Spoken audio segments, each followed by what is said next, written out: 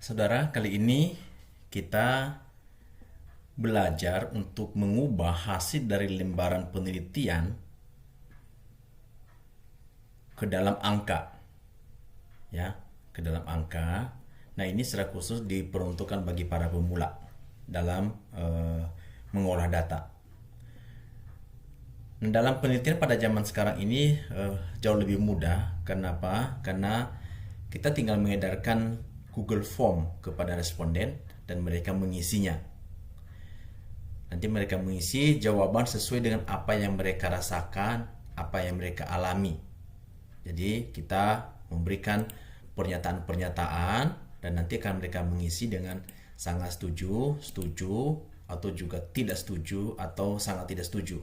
Nah, kali ini saya menggunakan skala Likert untuk skala 4. Nah, kalau misalnya ada skala 5, berarti 5-nya itu sangat setuju, 4 setuju, 3 netral, 2 itu tidak setuju, 1 sangat tidak setuju. Nah, pada penelitian ini saya menggunakan skala 4 untuk skala Likert. Nah, ini jawaban-jawaban ini harus diubah ke dalam angka. Karena kalau misalnya hanya dengan huruf-huruf sebegini, ini tidak mungkin bisa diolah dengan baik dalam software, misalnya di Smart PLS atau SPSS, Zamifo, dan juga beberapa software pengolahan statistik lainnya. Nah, caranya adalah kita coba blok jawaban-jawaban ini semua. Kita blok semua. Di blok semuanya, jangan sampai ada yang terlewatkan. Semuanya di blok.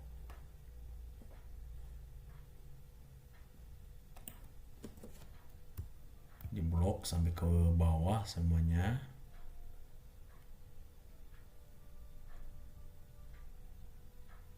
Nah, sudah sampai di sini. Oke. Selanjutnya kita ubah dengan angka. Seperti yang saya katakan di awal, ini kita klik ganti. Misalnya sangat tidak setuju. Sangat tidak setuju itu kita ganti dengan angka 1. Oke. Lalu kemudian saya klik ganti semua. Nah, pada bagian ini ditemukan ada 131 responden yang menjawab sangat tidak setuju. Itu semua diubah menjadi angka 1. Klik OK. Lalu kemudian berikutnya jawaban tidak setuju. Jawaban tidak setuju kita ganti dengan angka 2. Ya, klik ganti semua. Pada jawaban survei ini responden ada sebanyak 926 jawaban yang mengatakan tidak setuju. Kita ganti OK. Lalu kemudian jawaban yang sangat setuju. Sangat setuju. Itu kita ganti dengan angka 4. Kita ganti dengan angka 4. Nah, pada penelitian ini ada 4.768 kali responden menjawab sangat setuju. Dan semuanya itu kita ganti dengan angka 4. Dan yang terakhir, setuju. Setuju itu kita ganti angka 3. Lalu kemudian kita klik ganti semua. Nah, pada penelitian ini ada sebanyak 8.753 kali responden itu menjawab dengan setuju. Nah, kita ganti semuanya. Nah, sekarang kita cek apakah semuanya sudah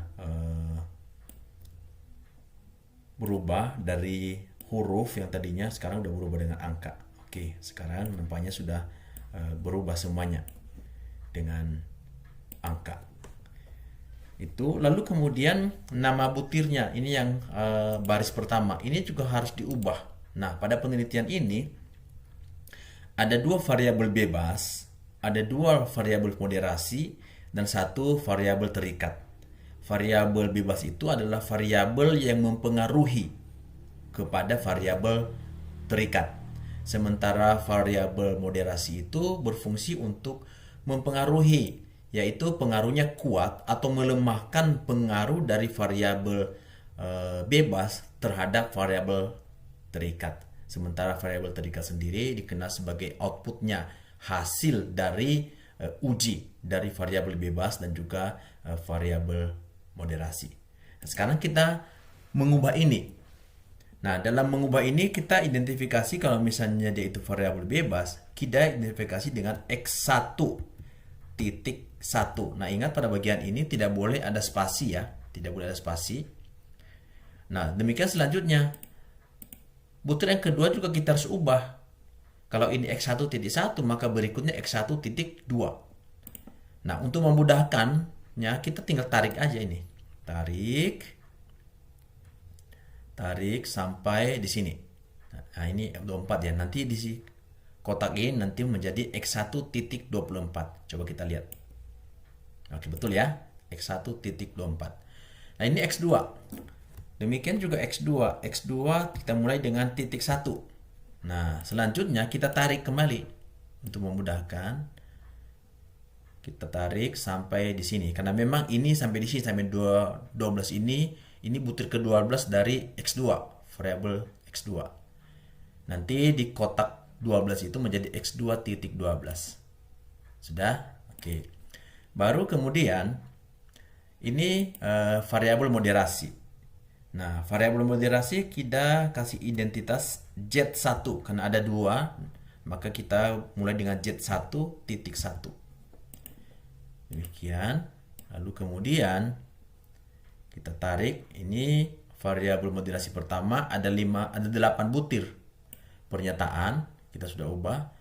Lalu kemudian variabel moderasi kedua Z2 titik 1. Nah, demikian juga ini tidak boleh ada identitas yang sama.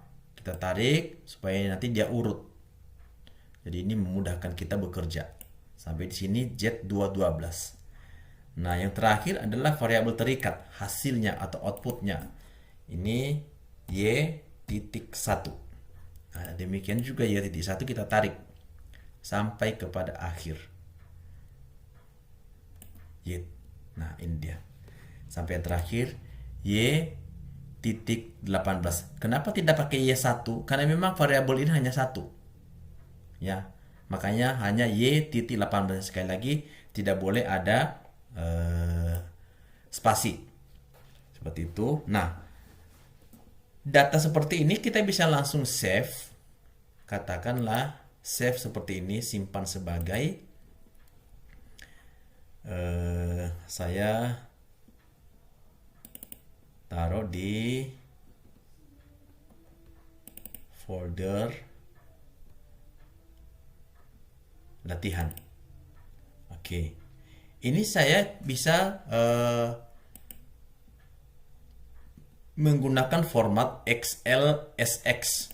Nanti kalau format ini nanti bisa dipergunakan untuk dalam pengolahan data di SPSS. Ya, SPSS. Lalu kemudian disimpan. Seperti itu.